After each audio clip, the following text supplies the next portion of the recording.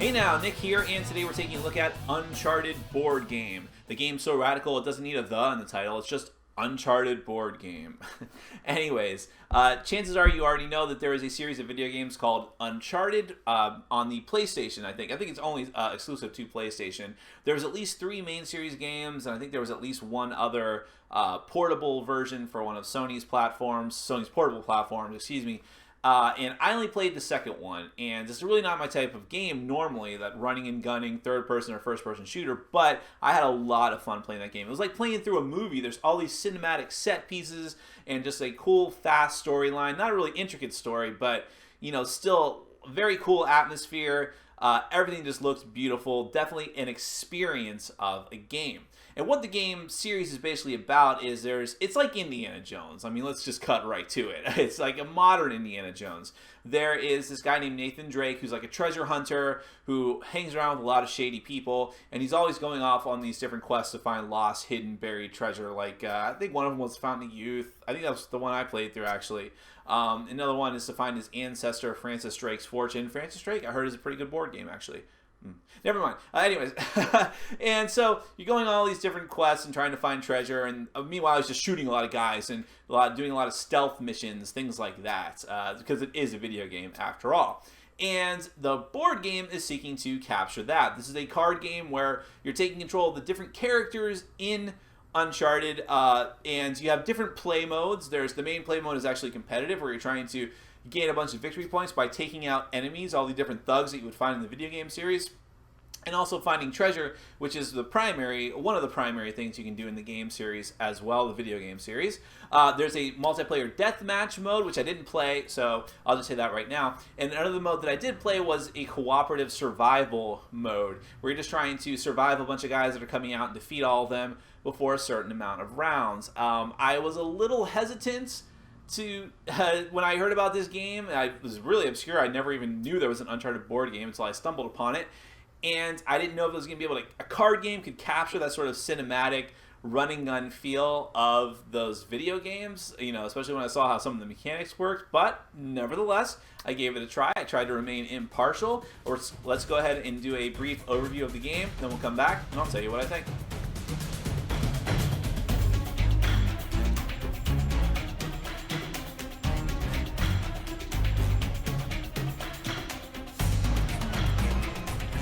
Okay, I'm going to give you a brief overview of Uncharted board game. Now, I'm going to show you the competitive mode of the game, but there is a survival cooperative mode and a deathmatch mode as well, but I'm just going to show you the competitive mode. I think that's the main way to play the game. This is based off of the Uncharted video game series, and the goal of the game is basically to have as many victory points as possible before one of the end conditions is met. The end conditions are one player being the last one left standing, the deck of adventure cards running out and comparing the amount of points everyone has, or if everyone dies at the same time, it's a draw. So a little more intricate than that, but that's basically how the game is going to end. Now, at the beginning of the game, each player is going to get the same set of 4 white action cards. Basically, any card with a white border is the starting cards. Same thing with the cards out in the adventure area of the playboard. Those are going to be the white starter cards. That's what you're going to start off with in play. Each player gets a number of tokens of their color. The game goes up to 4 players. So you have these little search marker tokens, which are going to be used to search out the different treasures that you have. You have a little heart marker to indicate where your life's going to be. And then you also have a little point marker token, which you'll use to keep track of your points, obviously. Once you've got all that stuff sorted out, then you're going to choose one of your special characters. Now, the game recommends that if you're playing for the first time, you're not experienced, you should use this side of the card, which really has no special abilities, just keeps track of your life, and you have more life points. I say you go right into the deep end and have the special ability side of the card. So you'll put your little heart token down at the maximum spot here to track how much life that you have. And then you have different special abilities. Now, most players have a special ability that's indicated by the amount of life that they have. So old Victor here, if he has 7 life or less, he can place an exploration token at the start of each round. Now, the bottom part of this card here indicates another special ability that's only keyed off when you have a certain combination of colored cards out in play. In this case, he needs 3 yellow cards and 2 green cards. Doesn't matter what the the red and blue ones are at this point. It's just those two colors are important. Once he has those in play, he gets 1 combat at all times during his turn, so long as he has those in play. Another example, here's the main character of the game, Nathan Drake. And when he's at 6 life or less at the beginning of his turn, he gets an additional action. If he's at 4 life or less, he gets an extra combat. And if he has this combination, 3 red, 2 yellow, and 2 green, whenever he defeats an enemy or defeats a target, he gets to draw a card from the action deck, and he has 10 life.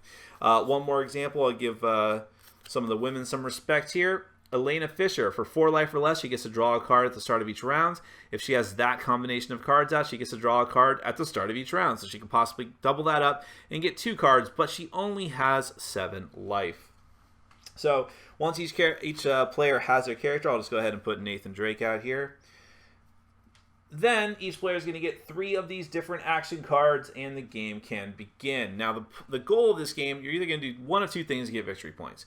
Explore treasure and get the victory points for that, or kill enemy targets and get victory points for that, or a combination of the 2. You have 2 actions on your turn. There's a number of different things you can do with those actions. One is to use cards that you already have in play. Now, using cards in this game is called resting them. Basically, it's tapping and untapping, but those are copyrighted phrases. So when you rest one of your cards, you're using a special ability. That's one of your actions during your turn, and they all do different things. Now, your starter cards here, we have the search card, which lets you put out one of your exploration markers. So you'll just take one of these markers here, and you'll put it out on one of the treasure cards. Now, there's the 2 different types of cards.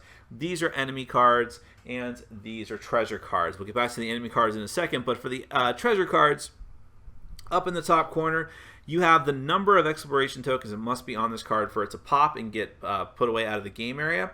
Whenever the card pops, down here in the other corner, you have the amount of victory points that go to the person who has the most exploration markers on it. If it's a tie, every player gets that amount of points. So if I was the only person with 2 markers on this card, that would make it pop, and I get 1 point. If 2 of us had a marker on it, we'd each get 1 point. So long as someone has a marker on it and the treasure doesn't pop, then you get the special ability down here. Whenever a player with 1 or more search markers on this card plays a yellow card, he plays that card at -1 cost, which we'll get to in a moment. Some of them are actually one-time use when the card pops. So everyone who has a search marker on this statue here gets to draw a card. For some of the cards that have more than 2 exploration tokens required, whoever has the majority of tokens when it pops is going to get the victory points for it. But even if you had the minority of tokens, you're still going to get the text box ability as well. So don't worry about that. So using cards like this, you're going to be able to put those exclamation markers out there. This blue run card is going to let you draw a card by resting it. This card lets you either draw a card or put out an exploration token, but you're going to have to take a damage to do so. And this red card adds to your damage. Now, one of the other actions you can take on your turn is choose to attack a target, and that's where we get back to this. This is your starting target out here. Now, down in the bottom is the amount of victory points, just like with the treasure that you get for taking him out.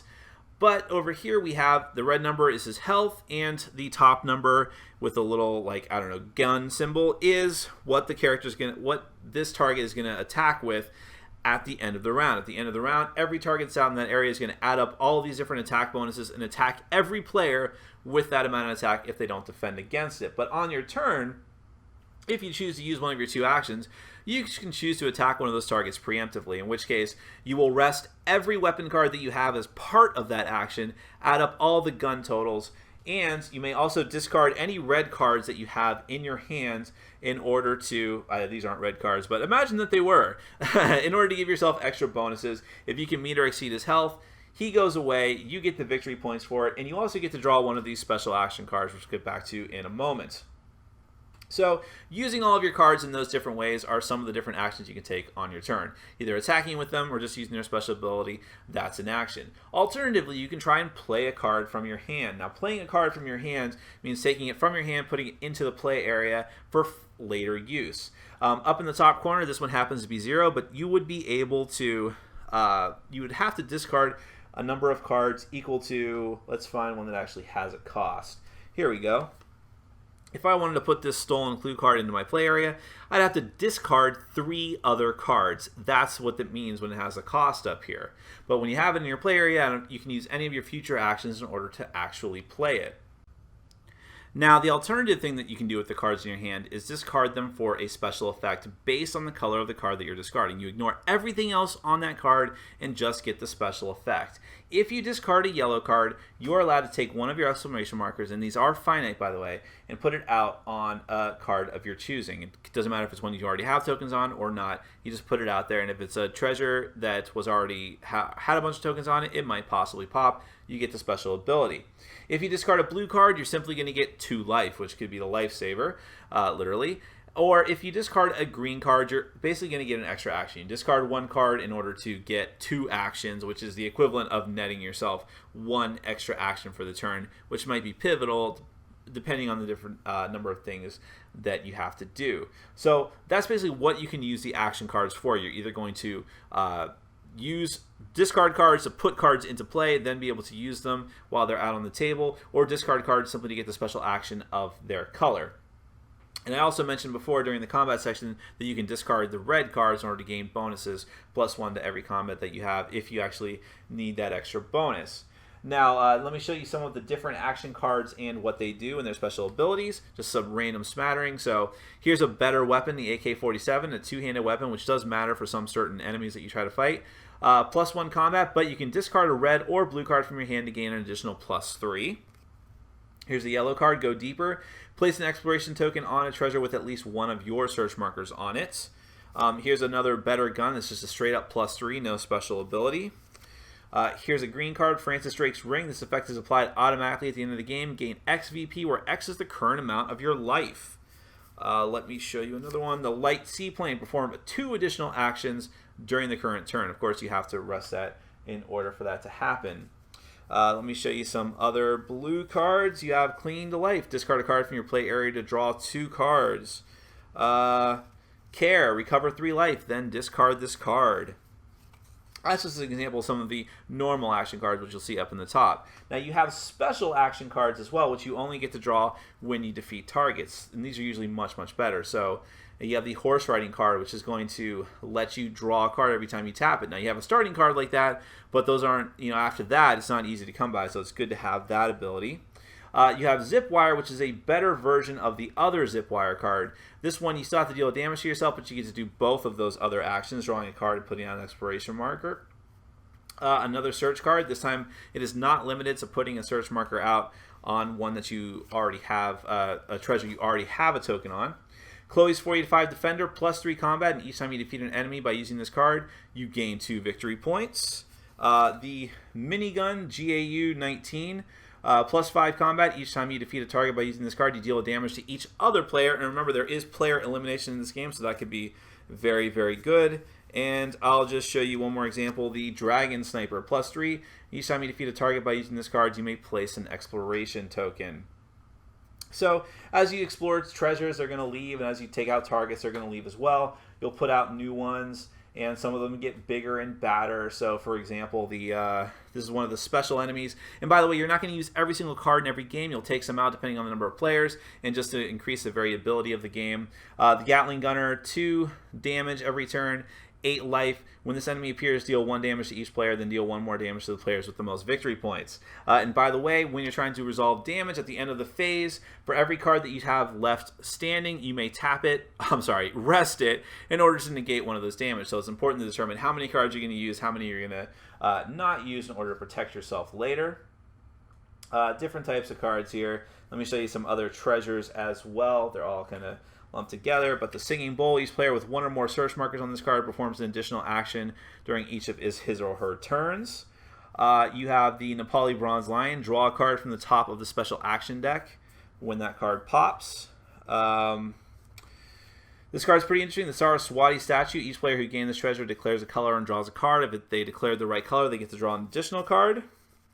And remember, you have to have your tokens on it to use these abilities. While this card is in the adventure card zone, each enemy gains +1 health. So there's some global effects here as well. And if you want to increase the difficulty of the game, you can actually throw in one of these boss monsters somewhere in the deck. You have a tank. You have a helicopter. These all have really nasty abilities. Atok Navarro and the Guardian Beast. No player can rest any red or yellow cards to defend. At the end of each round, the players with the most victory points loses 2 victory points, but they are worth a lot of victory points if you can defeat them. So That's basically it. Oh, I didn't talk about the very odd first player marker as well. But that's essentially what you're doing. You're going through the game, you're trying to explore, get treasures as much as you can to get victory points, or taking out targets to get victory points, using your special abilities, playing cards, using cards. That's Uncharted board game. All right, let's just cut to the chase. I'm going to go through all the bad stuff about this game first. I'm not happy with the components in the design of the game at all. I mean, graphic design of the game. The board is kind of a mess. The text is really small. The text is really small on the cards and or for some of the cards. And in the rule book, although the rule book it does its job, it's laid out pretty well, but the text is just so small and things are kind of laid out in a weird way. The board just looks ugly. I don't like the artwork in the game either, which I use the word artwork in quotations because, air quotes, because it's really just like the CGI renders reused from the video game series, which, okay, fine if you want to just, cut corners, but I've always felt that looks really weird out of the context of a video game. Whenever I see that, whenever I just see promotional art for the Resident Evil games, it just looks weird and creepy. So I don't like that. I wish they'd actually just pony up the dough to have someone do some really cool drawings, like comic book style art, anything, using these characters. So I'm not happy with that. The other components themselves, little tiny artifacts or search markers, don't like those. The cardstock quality is fine, but I don't like those. I don't like the little point chip things. That's all weird. The board doesn't sit quite right. I mean, this was a brand new game, and it didn't sit down right. You have to put the stacks of cards on there to keep it down. So that's all sort of substandard quality. Thematically, how's the theme of the game? I said I was worried about that in the intro, and I should have been worried because really, this doesn't feel anything like the Uncharted game that I played. I didn't play all of them, but unless those were just very logical, sort of puzzly, hand management type games, which I doubt that they were, then it's really nothing like this board and card game. Yeah, you're searching for different artifacts and trying to get treasure, and you're taking out these thugs, but because of the mechanics of the game, which I'll get to in a minute, it never felt like I was sort of keyed into the Uncharted universe. I never felt like any of the characters that I played as, the characters' abilities amounted to just a couple of power or, and I understand that there's only so much you could do, but I think maybe the Uncharted license and universe is more applicable to, like, I don't know, a heavy storytelling miniatures game, other types of games that I've played, like, or games that I've seen and heard about, like the Adventurers games, things like that. So maybe this just wasn't the right format for the license and story of the Uncharted universe. But let's talk about the game mechanics, because this, I think, is where the good part of this review is going to be. I actually really liked the mechanics of this game and the different card play. This is essentially a hand management and resource management game. I really enjoy how you have, I like any game, where you have different types of cards that can be used in different ways. And that's where this game shines the most. You have your starting cards, and you can, it's always critical to try and draw as many cards as you can because it's difficult to do so. There's only so many ways you can, and one of your starting cards actually dings you a point of life every time that you do that. So it's critical that you try to get your cards as efficiently as possible, and it forces you to use those conservatively and in the best ways. Are you going to use them as currency to play other cards? Are you going to use the different colored cards for their different colored abilities? Gain 2 life, or put another extra search marker out by getting rid of a yellow card, or using your red cards for extra combat damage. You have to make those decisions. And speaking of that, you have to decide where your focus is going to be. Are you going to go heavy treasure, which is to say that you're going to focus on getting out yellow cards to put as many treasure markers out there as possible to be in on every single search for every treasure to try and get not only the victory points for those treasures, if you can be the majority focus on those with the majority of your tokens, but also to get those special abilities like drawing more cards or whatever it might be in order to compound the amount of things that you can do. Or do you go heavy combat focus? Do you want to just try to kill every enemy that comes out, which could get you a lot of victory points as well, and also get you those really cool special cards, which could get you even more stuff and more action. That's a decision that you have to make, and the game kind of lends itself to, this could be a fault of it as well, going one or the other, trying to focus on those. At the same time, you have those blue cards, which are going to try to help you defensively, but again, I would say that you have to choose either offense or defense in that case. I've done it both ways, and it does seem there's a bit of a balance issue there. It seems more difficult to pull off the purely offensive maneuver because when you're focusing on the yellow and blue cards, you have a lot of defensive capabilities, and you're just constantly putting out search tokens. So you really don't care about the enemies as much. But if you go all combat, you really have to sacrifice a bit of defense, at least in my experience.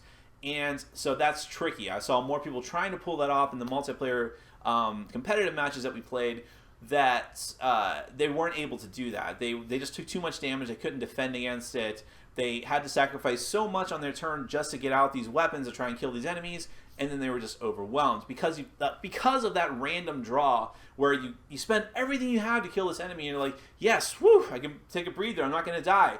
And then this really nasty enemy, or the boss enemy, comes out, and you just like, what am I going to do now? And that's one of the faults that I have with the game too, is the player elimination. If a player dies, they are out. There's nothing you can do about that, and it's, that's never a good thing in games. But I will say that it's mitigated a bit in this game by the length of the game, which is not very long. Other things I like are the player character powers, and again, they're not very thematic to the game, but they're cool. Most people have a power or I think maybe all characters have powers relative to the amount of life that you have, which is a little bit of a push your luck aspect. Especially for the characters with lower amounts of life, like, what's her name? The blonde-haired woman. Who maybe is no, it's not Chloe, it's the other one. I don't know. Elena, who has not much life, but if you're willing to let her go down low enough, you get a really cool ability, more card draw. On the other hand, everyone has the ability that only comes out when you have certain combinations of cards in play of the different colors, which also lends you to playing a certain way. So I do like that. I like variable player powers, and you're not forced to go after that certain play style. It really comes down to the luck of the draw and what comes out, but at least you know that if the cards come up in a certain way and you're like, well, okay, I guess I'll go for my special power, you do get that special power, which can be, killer. And certain abilities are more useful than others in certain circumstances, getting victory points as opposed, some of the cards just give you better ways to get victory points, while some of them are more about just enabling you to draw more cards, get more combat, and get victory points that way. So a lot of variability there. I played the cooperative mode. It's not that great. It's okay. It's probably better as a solo experience, if anything else. If I was with multiple people, I'd always choose to do the main competitive mode. I have no interest in the deathmatch mode. I might be curious to try it at some point just to say that I've tried it, but to me, I think the competitive game is really where it's at, as even though it's not thematic at all, why people are competing with each other for treasure. But ultimately, I like this game. I think it's got some issues about the theming and the components. The balance of it, it's not easy to go all offense. It lends itself more to being defensive and going after the treasures, but I like all the cool items that can come out. I like the way that you can play cards and the limitation on the cards that forces you to think in certain ways, using the cards for different aspects, the different push your luck elements of using cards and keeping them rested or keeping them standing, not tapped or untapped, I can't say that, keeping them standing just for defensive maneuvers, things like that. There's a lot of decision making in this game. Sometimes you're killed by the randomness of it, but the game is fast. It's over even if you're eliminated, which can be a bummer, but even if you're eliminated, it's over. And it just plays very fast and frenetic, and I like it. It's not the greatest game in the world, but I wouldn't necessarily recommend this to a fan of the Uncharted series because it's not very thematic. But if you do like these types of games and you like Uncharted, this is probably a slam dunk for you if you can find it and pick it up. Definitely flew under the radar. You should definitely give it a try if you want another example of a licensed game that's really not that bad. My name is Nick. This has been Board Game Brawl, and I'm reminding you to get out there and game every day in every way. Take care.